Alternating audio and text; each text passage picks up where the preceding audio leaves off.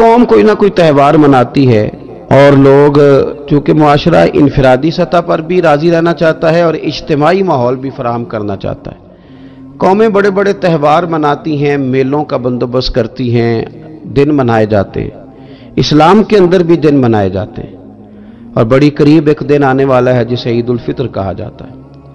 لیکن اسلام کے تہوار باقی قوموں کو یہ بتاتے ہیں کہ تہوار منائے کس طرح جاتے ہیں۔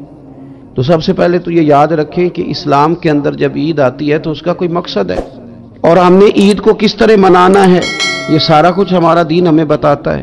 پہلے تو آپ دیکھیں کہ عید مسلمان نے کس طرح منانی ہے۔ سویرے جب اس نے اٹھنا ہے تو اس نے فجر کی نماز کے بعد دوبارہ سے تیاری کرنی ہے، غسل کرنا ہے، صاف لباس پہننا ہے، خوشبو لگانی ہے، اور کرنا یہ ہے کہ نماز کے لیے جانا ہے۔ اس کے عید کا آغاز، اس کے اس خوبصورت تہوار کا آغاز اللہ تبارک و تعالیٰ کی عبادت سے ہو رہا ہے، اور عید منا کب رہا ہے؟ رمضان کے 30 روزے پورے کرنے کے بعد یا 29 کا چاند دیکھنے کے بعد۔ تو سب سے پہلے ہمیں یہ بتایا جا رہا ہے کہ جب تم عید مناؤ گے تو تم سجدہ شکر کے ساتھ مناؤ گے، اپنے رب کے ساتھ جوڑ کے مناؤ گے، اللہ تبارک و تعالیٰ کی عبادت کے ساتھ مناؤ گے۔ تو اس میں کوئی شور و غوغا نہیں، کوئی ریلیاں نہیں، کوئی جلوس نہیں، کوئی پٹاخے نہیں، کوئی گانا باجا نہیں، اللہ کی عبادت کے ساتھ بتایا جائے گا کہ تمہارا جو تہوار ہے وہ تہذیب کا، شائستگی کا، خوبصورتی کا، نظم و نسق کا ایک بہترین ذریعہ۔ تم بڑے راضی جب ہوگے تو پھر بھی تم اپنا ساری جھکاؤ گے رب کی بارگاہ میں، پھر بھی تم یہی کہو گے سبحان ربی العظیم، پھر بھی تم یہی کہو گے سبحان ربی الاعلی، پھر بھی تم اس کی بارگاہ میں جبین نیاز جھکاؤ گے کہ یہ جو تمہارے پاس عید کا دن آیا ہے یہ اجتماعیت کا دن ہے۔ آپ جب صف میں کھڑے ہوں گے نماز عید کے لیے تو کیا امیروں کی صفیں علیحدہ ہوں گی؟ غریبوں کی الگ ہوں گی؟ کیا پڑھے لکھوں کی الگ ہوں گی اور ان پڑھ لوگوں کی الگ ہوں گی؟ کیا قبیلوں کی الگ ہوں گی اور دوسرے قبیلے کی الگ ہوں گی؟ ایسا نہیں، ایک ہی صف میں کھڑے ہو گئے محمود و یاز، نہ کوئی بندہ رہا نہ کوئی بندہ نواز، صاحب و محتاج و غنی ایک ہوئے، اور تیری سرکار میں پہنچے تو سبھی ایک ہوئے۔ اجتماعیت کا اظہار ہے، اجتماعیت کا، عید کا پیغام اجتماعیت کا اظہار۔ اور پھر نماز عید ختم ہوئی تو سب نے ایک دوسرے کو گلے لگایا، غریب نے امیر کو، امیر نے غریب کو، پہلے ایک صف میں نماز پڑھی پھر گلے لگایا، چھوٹے نے بڑے کو، بڑے نے چھوٹے کو، سب ایک دوسرے کے ساتھ محبت کا رشتہ قائم رکھنے لگے۔ تو عید نے دوسرا پیغام اجتماعیت کا دیا کہ تم اللہ تبارک و تعالیٰ کی توحید کے نام پر، تم رسول پاک صلی اللہ تعالی علیہ وسلم کی غلامی کے نام پر ایک ہو، ایک۔ ہزاروں قومیں وجود میں آئیں دہر میں خشک و تر کے رشتے سے، پر ہم نے بنیاد دوستی رکھی یاد خیر البشر کے رشتے سے۔ اور اقبال کہنے لگے اپنی ملت پر قیاس اقوام مغرب سے نہ کر، خاص ہے ترکیب میں قوم رسول ہاشمی۔ یہ جو نماز پڑھ رہے ہیں اور بعد میں گلے مل رہے ہیں، ان کا ایک ہی تعارف ہے کہ یہ رسول ہاشمی کی قوم ہے۔ یہ تعارف اجتماعیت کا درس، پیار کا درس، مساوات کا درس، چھوٹے بڑے کے فرق کو ختم کرنے کا درس، امیر غریب کی تفریق مٹانے کا درس، اس کا نام عید ہے۔ آپ یہ دیکھیں کہ کوئی بھی ہمارا موقع ہے نا تو اسلام نے اس پر کچھ تعلیمات دی ہیں۔ اگر آپ کو اللہ بیٹا دیتا ہے، بیٹی دیتا ہے تو اس کا عقیقہ کرنا ہے، دوسروں کو کھانا کھلانا ہے۔ اگر اللہ نے شادی کا موقع دیا تو سنت ہے ولیمہ کرنا ہے، لوگوں کو کھانا کھلانا ہے۔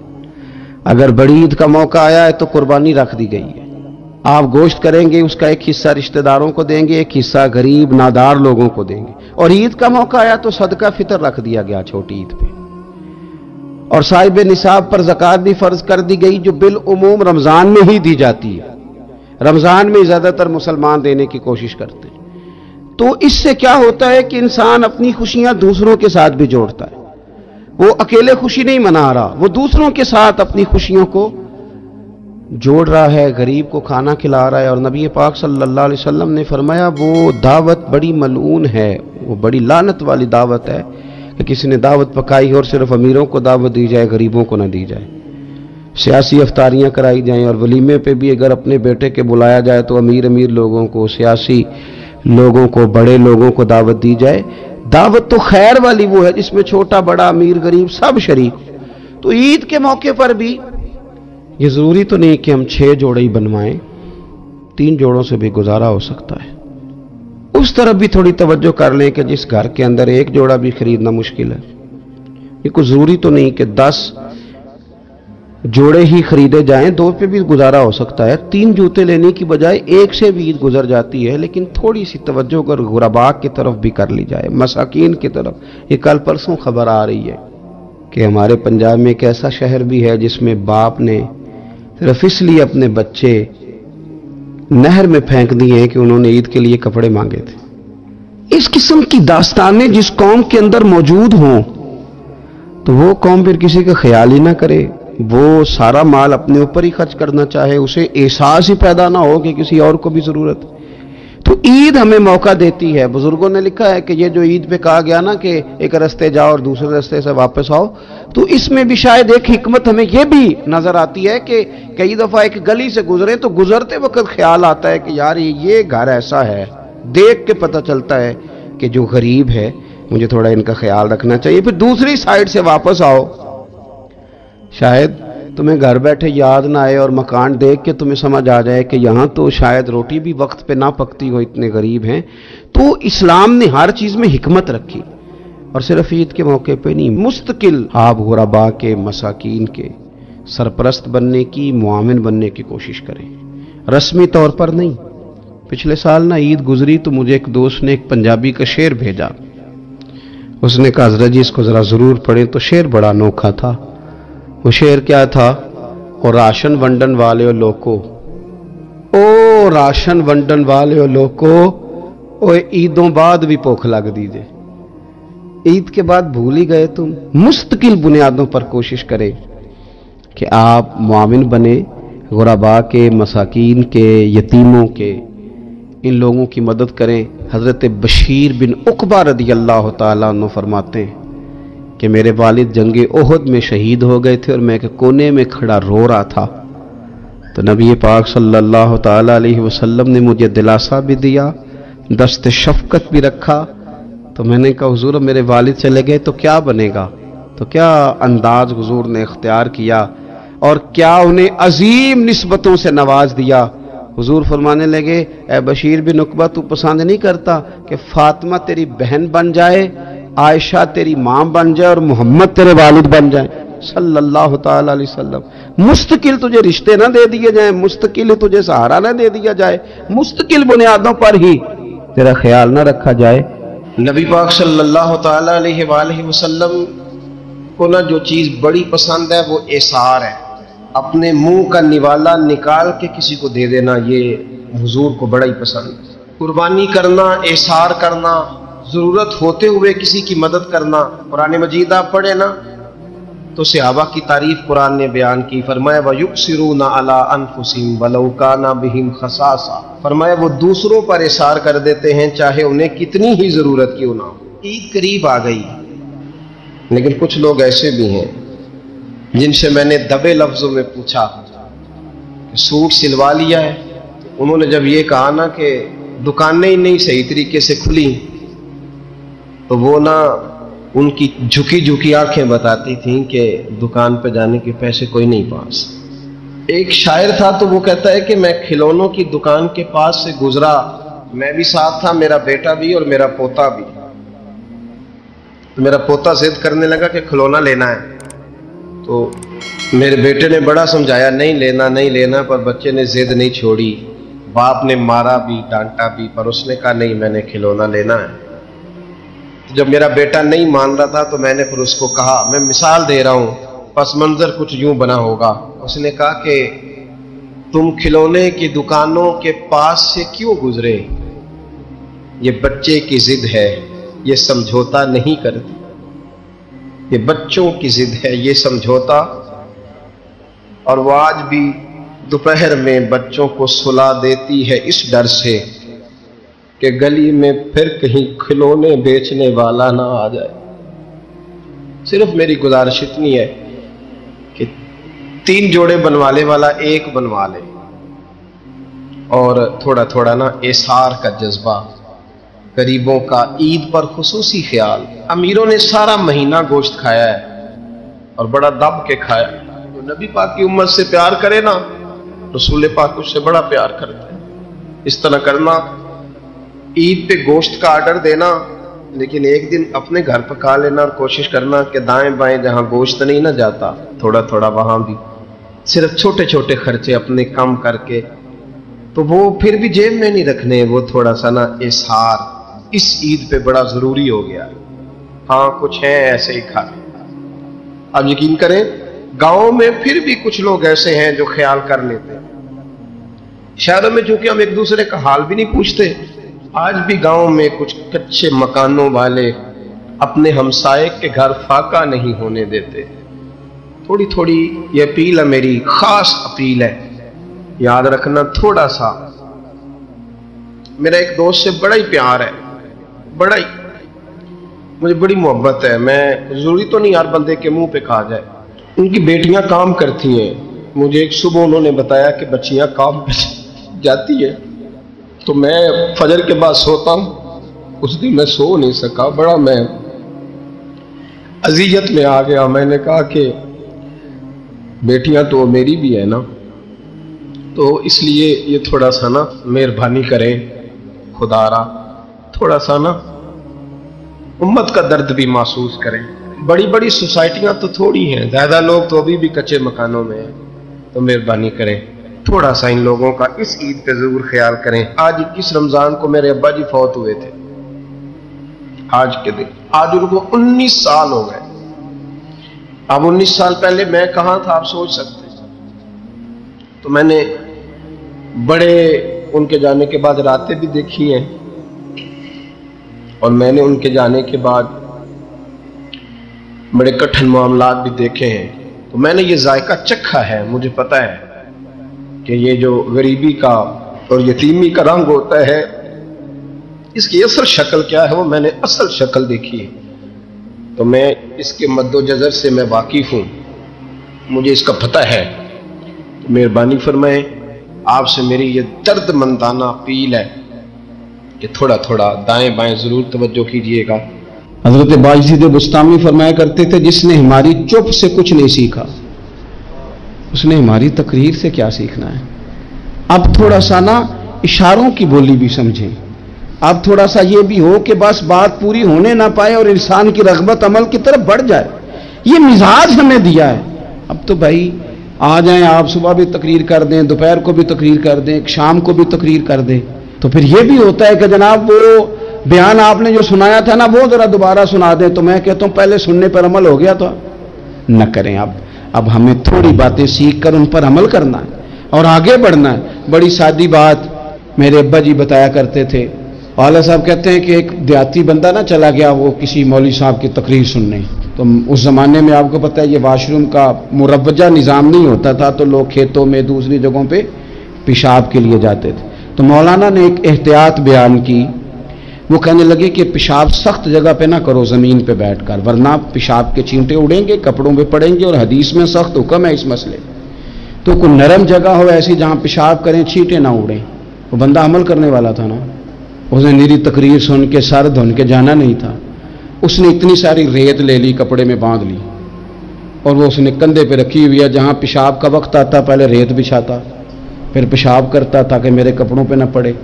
एक साहब ने उसे कहा कोई हफ्ते बाद चलो बयान सुनने चलें, तो कहने लगा मैं पहले पे अमल कर लूं, यही बड़ा है। मैंने तो इतनी सारी रेत, कंधा थक गया है मेरा, उस दिन से उठाई है, तो मैं नहीं चाहता कि नहीं भी सुनूं तो किसी और जगह में। ये तफरीह तबाह के लिए बात को ना समझें। उस सादे आदमी ने जो हमें समझाया, मुझे और आपको, उस पर गौर करें कि कल भी सुना था, परसों भी सुना था, पीर साहब ने तरसों भी कहा था, शेख ने परसों भी कहा था, पिछले हफ्ते भी कहा था। तूने अगर शेख की भी नहीं सुनी, उस्ताद की भी नहीं सुनी, पीर की भी नहीं सुनी, और इस दौर के पीर जो सही काम करने वाले हैं, उस्ताद जो सही काम करने, मजबूर हो गए हैं बेचारे। कहते किसकी तरबियत करें, किस दर्द से कहा था हजरत सुल्तान बाहू ने। वो कहते हैं और रब दा तालब कोई भी नहीं मिलया, इते जो मिले तालब ज़रदा हो। یہ تو آئے ہیں کاروبار سیدھا کرنے، فوٹو کھنچوانے، فلاں کام کے لیے. یہ تو وہ جو ہم دینا چاہتے ہیں اس کا تو مزاج ہی نہیں. پہلے بھی میں نے کہا تھا، پھر کہتا ہوں، مجھے شوق نہیں ہے. خدا مجھے معاف کر دے اس دن سے پہلے جس دن یہ شوق ہو کہ میں سویرے جاؤں گا تو نوٹ لاؤں گا، تو شام جاؤں گا تو نوٹ لاؤں گا. یہ شوق نہیں ہے، طبیعت نہیں ہے، من نہیں چاہتا. لیکن یہ کہ یہاں بھی آ جائیں خطاب کر دیں، یہاں بھی او خدا کے بندو، ہم کہاں اس قابل ہیں ہم خطاب کریں. ہم نے تو نا جی ایک اذان دینی شروع کی ہوئی، صبح و شام ایک اذان پڑھتے ہیں. ہے یہ پیغام حضرت احمد رضا کہ بارگاہ نبی کے رہو با وفا. ہم تو کہتے ہیں ادھر آ جاؤ، ٹھوکریں کھاتے پھرو گے ان کے در پہ آ پڑو. قافلہ تو اے رضا اول گیا آخر گیا. ہم تو کہتے ہیں ادھر آؤ، اللہ رسول کی بارگاہ کی طرف رجوع کرو. اور وہ ایک جملے پہ اگر تو عمل ہو گیا. پیار سے باتیں کرتا رہتا ہوں، سب کے ساتھ نہیں کرتا، جس کا مجھے پتا ہو کہ یہ تھوڑا سہ لے گا. ایک دوست نے مجھے کہا کہ میں تو آتا ہوں تو مجھے علاقے کے لوگ کہتے ہیں ان کو بلاؤ، تو میں کہتا ہوں پورا عمل کرنا میری غلط ہے، تو پھر میں باقیوں کو بھی لگا جاؤں گا. تو اگر تیرا ہی عمل نہیں ہو سکا تو باقیوں کو میں نے جا کے کیا سمجھانا ہے. تو ایک تو آج کی جو رات ہے، اس سے پہلے اپنے اعمال کی طرف میں اکثر کہتا رہتا ہوں کہ شب برات پہ ہر مسجد سے زور زور سے رونے کی آواز آنی بھی چاہیے. شب قدر پہ آتی ہے، عمرے پہ جاتے وقت لوگ معافیاں مانگتے ہیں، حج پہ جاتے وقت، اور کروڑوں لوگ یہ کام کرتے ہیں سال میں.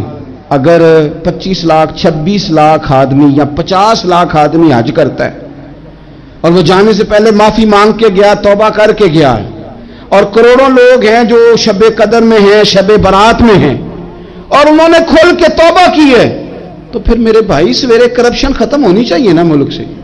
سویرے 75% جھوٹ ختم ہونا چاہیے نا. ساری رات تو لوگوں نے توبہ کی تھی. صبح 80% حقوق العباد کا مسئلہ حل ہونا چاہیے تھا کہ نہیں ہونا چاہیے. صبح ملاوٹ بہت حد تک ملک سے ختم ہونی چاہیے.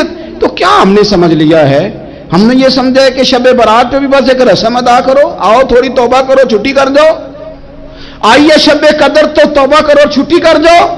کیا یہ ہم نے مطلب سمجھ لیا؟ حج کرنے گئے، رب کی بارگاہ میں حاضر ہوئے، رسول کریم کی بارگاہ سے بھی جو ہو کے آ جائے اور بدلے ہی نہ، وہاں تک جائے اور بدلے ہی نہ.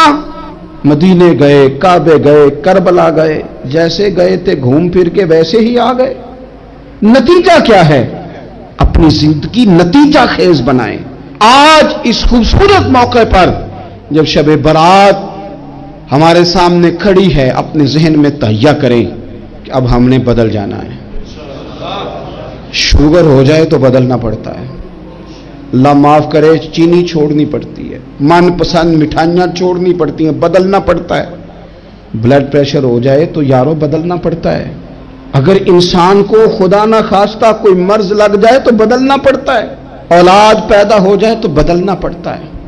گھر میں بیٹیاں پیدا ہو جائیں تو بوڑھے باپ کو بدلنا پڑتا ہے. بال سفید آ جائیں تو پھر بھی تو بدل جانا چاہیے نا. انسان کی عمر 40 سال ہو جائے تو پھر بھی تو بدل جانا چاہیے. شب برات پہ توبہ کرے تو پھر بھی تو بدل جانا چاہیے. اب بدل جائیں، اب ہم بدل جائیں. اب نہ درد ہوتی ہے، گاڑی میں بیٹھیں تو کمر پہ درد ہوتی ہے. اب ہم بدل جائیں. اب لوگ بتاتے ہیں تیرے بال سفید ہونے لگ گئے. اب ہم بدل جائیں. اب لوگ ہمیں کہتے ہیں بچے جوان ہو گئے. اب ہم بدل جائیں نا یارو. اب لوگ ہمیں کہتے ہیں کہ اوہو اب تو آپ اٹھتے وقت زمین پہ پہلے ہاتھ رکھتے ہیں پھر اٹھتے ہیں. اب بدل نہ جائیں. اب محسوس ہوتا ہے کہ نیند گہری نہیں آتی. اب محسوس ہوتا ہے کہیں کہیں جسم میں تکلیف ہے. اب بدل نہ جائیں. اب نہ کئی کلاس فیلو چلے گئے دنیا چھوڑ کے. اب بدل نہ جائیں. اپنے بہن بھائیوں میں سے کئیوں کا جنازہ پڑا. بدل نہ جائیں. ہم میں سے کئیوں نے ماں باپ دفن کر دیے، پھول ڈال دیے قبروں پہ. اب بدل جائیں. اب وقت تھوڑا رہ گیا، اب کچھ تبدیلی کی طرف آئیں. اب توبہ صحیح والی کر لیں. اب استغفار دل سے پڑھ لیں. اب تبدیل ہو جائیں. اب اپنے اندر باہر کچھ تبدیلیاں لائیں. اب اپنے ظاہر اور باطن کو سنواریں. اب اللہ رسول کی بارگاہ میں جانا ہے نا تو کہیں ایسا نہ ہو شرم آئے حضور کے سامنے کھڑے ہوتے، حیا آئے نبی کریم کی بارگاہ میں کھڑے ہوتے اب کچھ تبدیلی لائیں، آج ارادہ کریں کہ آج جو توبہ کریں گے وہ صحیح والی کریں گے، آج جو وہاں استغفار کریں گے اللہ کے حضور حاضر ہو کے تو وہ صحیح والا کریں گے، اب کچھ تبدیلی کا مزاج لائیں۔ اور پھر ایک اور بات بھی عرض کروں، ہمارے ذاتی تعلقات سارے دھوکہ ہیں، ہماری جیبوں میں مال سارا دھوکہ ہے، ہمارے بلند و باغ دعوے سارے دھوکہ ہیں، ہمارے بڑے بڑے رتبے سارے دھوکہ ہیں۔ بڑے تعلقات تھے بیٹے کے، پر ماں بیمار تھی تو اسے صحت تو نہیں تعلقات کی وجہ سے مل سکی۔ بڑے تعلقات تھے نا بیٹے کے، لیکن جب بیماری زور پکڑ گئی تو پھر کیا کر سکا کوئی؟ بڑے تعلقات تھے، بڑا پیسہ تھا جیب میں، بڑا کچھ تھا، لیکن جب جناب اسرائیل آئے تو پھر کوئی کچھ بھی نہ کر سکا، پھر اپنے رہ گئے اور جس کو جانا تھا وہ سب چلے گئے۔ تو یہ جتنی چیزیں ہیں نا یہ کچھ نہیں ہے، یہ دھوکہ ہے۔ سچ صرف اللہ رسول کی ذات ہے، حقیقت صرف دین ہے، اصل صرف وہ بارگاہیں ہیں۔ دھوکے میں نہ زندہ رہو، چھوڑ دو یہ بات کرنی کہ بڑے تعلقات ہیں، چھوڑ دو یہ بات کرنی کہ بڑا پیسہ ہے، چھوڑ دو یہ بات کرنی کہ برادری قبیلے علاقے میں بڑا، اور کچھ بھی نہیں ہے۔ کل من علیہ فان، ہوئے نامور بے نشاں کیسے کیسے، دیکھو زمین کھا گئی نوجوان کیسے کیسے۔ میں مولانا نورانی کی قبر پہ کھڑا تھا تو میں کہہ رہا تھا مقدور ہو تو خاک سے پوچھوں کہ اے لئیم تو نے وہ گنج ہائے گرا مایا کیا کیے، اتنے بڑے لوگ تو لے گئی، اتنے بڑے لوگ، اتنے بڑے لوگ قبروں میں کدھر گئے؟ سلطان محمود غزنوی کہاں ہیں؟ شہاب الدین غوری کہاں ہیں؟ وہ لوگ جو میدانوں میں آ کے صرف ان کا نام لیا جاتا تھا تو دنیا کانپ جاتی تھی، وہ کہاں گئے؟ اٹھ گئے سب لوگ، چلے گئے، ختم ہو گیا معاملہ۔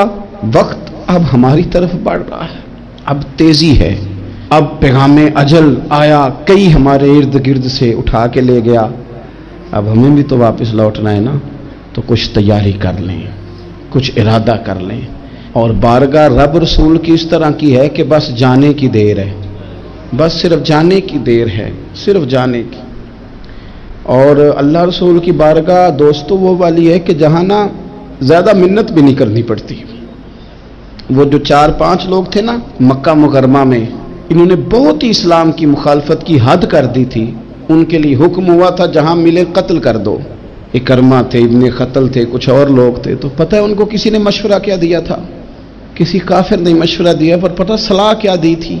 اس نے کہا تھا تم نے بڑی زیادتیاں کی ہیں، بڑے بے ادب ہو، کسی صحابی کے قابو نہ آنا، مار دیے جاؤ گے، اپنی خطاؤں کے سبب سے تم مار دیے جاؤ گے، لیکن اگر کسی طریقے چھپتے چھپاتے رسول پاک کی بارگاہ میں پہنچ جاؤ نا، اگر وہاں کسی طریقے چلے جاؤ۔ ہم نے پوچھا معافی کیسے مانگیں گے، منہ کیسے دکھائیں گے، ہم نے اتنے ظلم کیے، اتنی زیادتیاں کی، کیسے معافی مانگیں گے؟ تو کہنے والے نے کہا کہ نہیں کچھ نہیں، تم بس کہہ دینا ہم آ گئے، اس سے زیادہ تو بات ہی کوئی نہیں، اتنا ہی تو صرف کہنا ہے آ گئے، اور نہ آتے تو جاتے بھی کہتے، بس تم اتنا کہہ دینا ان العبد اذا اعترف ثم تاب تاب اللہ علیہ۔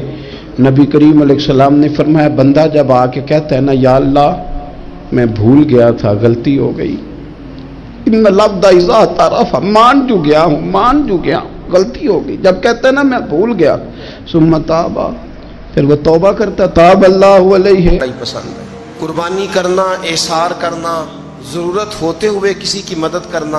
قرآن مجید آپ پڑھے نا تو صحابہ کی تعریف قرآن نے بیان کی، فرمایا وَيُؤْثِرُونَ عَلَىٰ أَنفُسِهِمْ وَلَوْ كَانَ بِهِمْ خَصَاصَةٌ، فرمایا وہ دوسروں پر احسار کر دیتے ہیں چاہے انہیں کتنی ہی ضرورت کیوں نہ ہو۔ عید قریب آ گئی، باوجود پابندیوں کے بازاروں میں رش بڑھ گیا۔ ہم تو سن رہے تھے کہ لوگوں کا کاروبار بند ہے، پر پتہ نہیں لوگ اتنی خریداری کرنے کیسے پہنچ گئے۔ لیکن کچھ لوگ ایسے بھی ہیں جن سے میں نے دبے لفظوں میں پوچھا کہ سوٹ سلوا لیا ہے، تو انہوں نے جب یہ کہا نا کہ دکانیں ہی نہیں صحیح طریقے سے کھلی، تو وہ نا ان کی جھکی جھکی آنکھیں بتاتی تھیں کہ دکان پہ جانے کے پیسے کوئی نہیں پاس۔ ایک شاعر تھا تو وہ کہتا ہے کہ میں کھلونوں کی دکان کے پاس سے گزرا، میں بھی ساتھ تھا، میرا بیٹا بھی اور میرا پوتا بھی۔ تو میرا پوتا ضد کرنے لگا کہ کھلونا لینا ہے، تو میرے بیٹے نے بڑا سمجھایا نہیں لینا نہیں لینا، پر بچے نے ضد نہیں چھوڑی، باپ نے مارا بھی ڈانٹا بھی، پر اس نے کہا نہیں میں نے کھلونا لینا ہے۔ تو جب میرا بیٹا نہیں مان رہا تھا تو میں نے پھر اس کو کہا، میں مثال دے رہا ہوں، پس منظر کچھ یوں بنا ہوگا۔ اس نے کہا کہ تم کھلونے کی دکانوں کے پاس سے کیوں گزرے؟ یہ بچے کی ضد ہے، یہ سمجھوتا نہیں کرتی، یہ بچوں کی ضد ہے، یہ سمجھوتا۔ اور وہ آج بھی دوپہر میں بچوں کو سلا دیتی ہے اس ڈر سے کہ گلی میں پھر کہیں کھلونے بیچنے والا نہ آ جائے۔ صرف میری گزارش اتنی ہے کہ 3 جوڑے بنوانے والا 1 بنوا لے، اور تھوڑا تھوڑا نا ایثار کا جذبہ، غریبوں کا عید پر خصوصی خیال۔ امیروں نے سارا مہینہ گوشت کھایا ہے اور بڑا دب کے کھایا ہے۔ جو نبی پاک کی امت سے پیار کرے نا، رسول پاک اس سے بڑا پیار کرتا ہے۔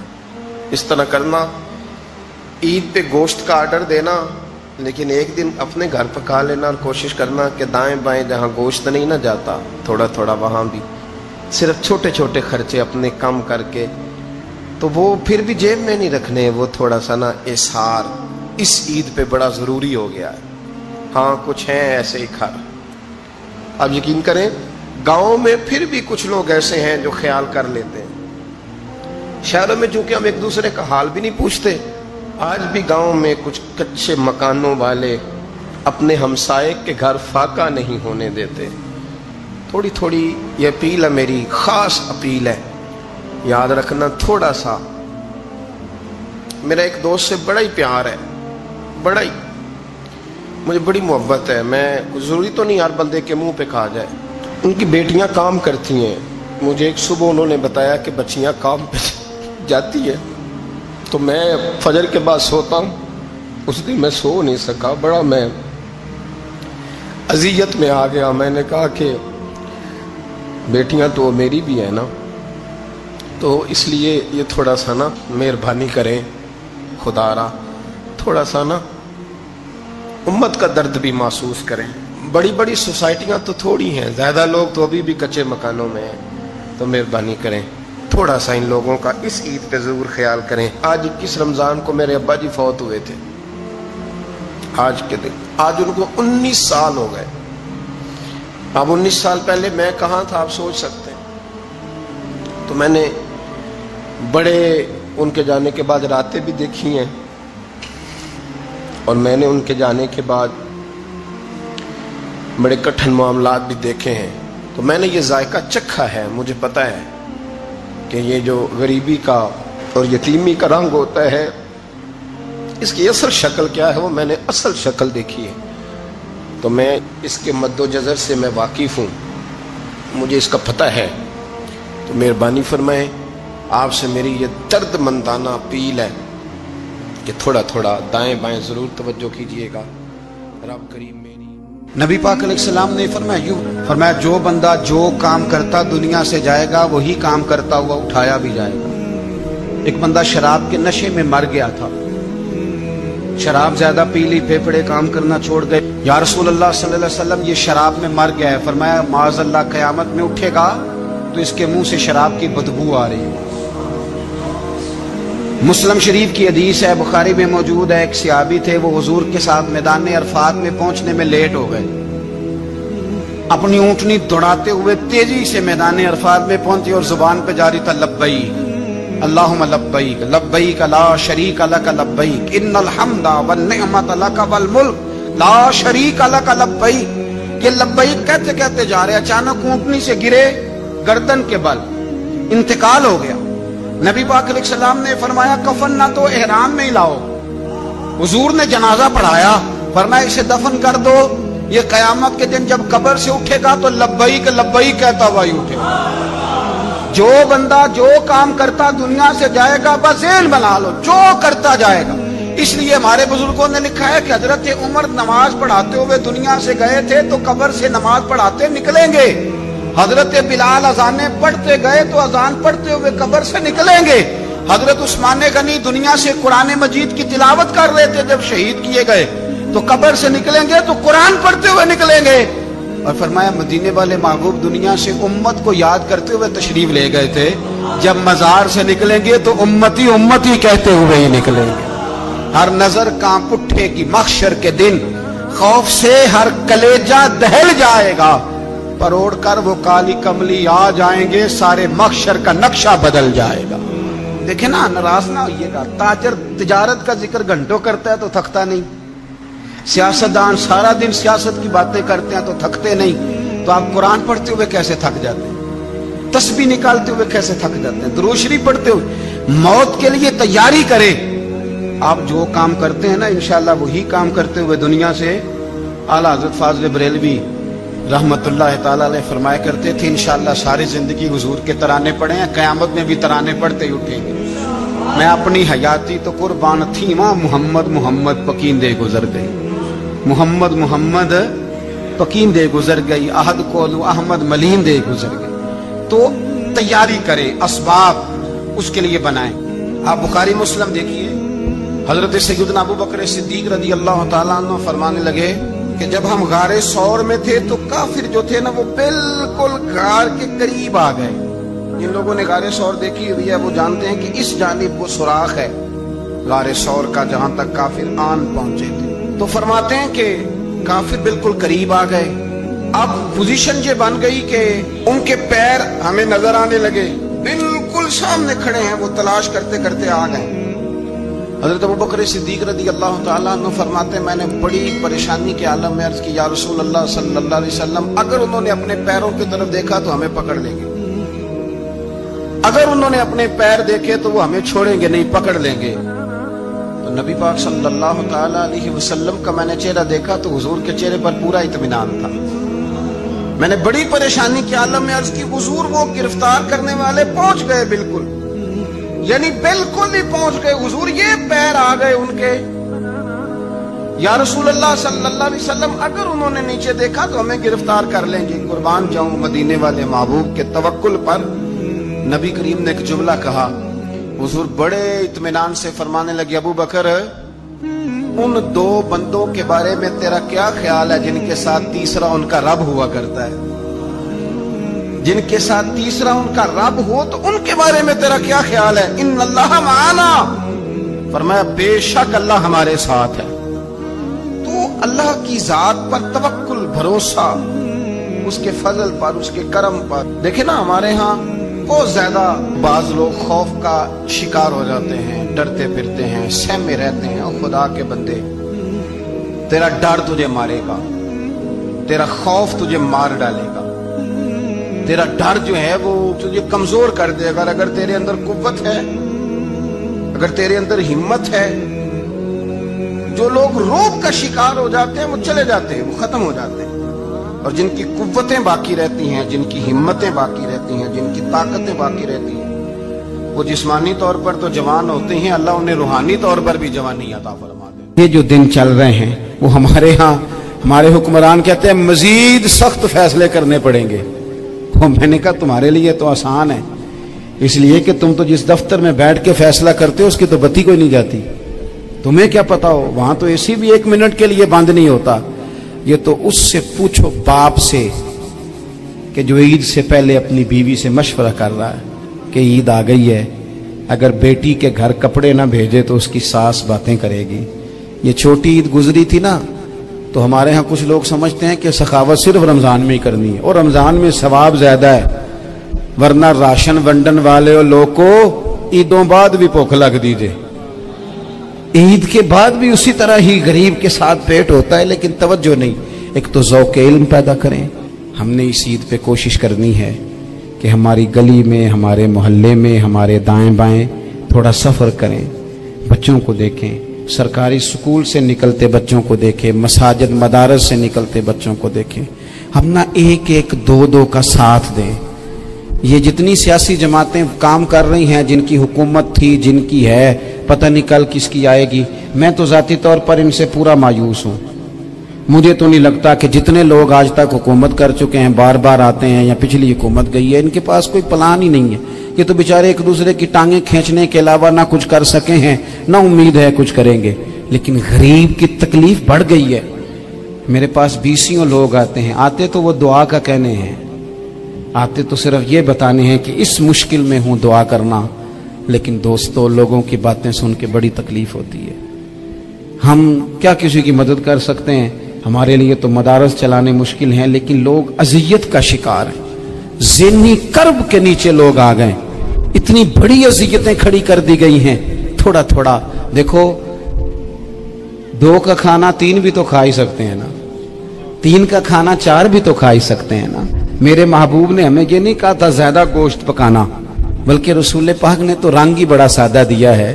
करीम ने फरमाया, आयशा शोरबा जरा ज्यादा कर लो, पड़ोसियों को भी सालन दे देंगे, थोड़ा शोरबा ज्यादा कर लो। इसी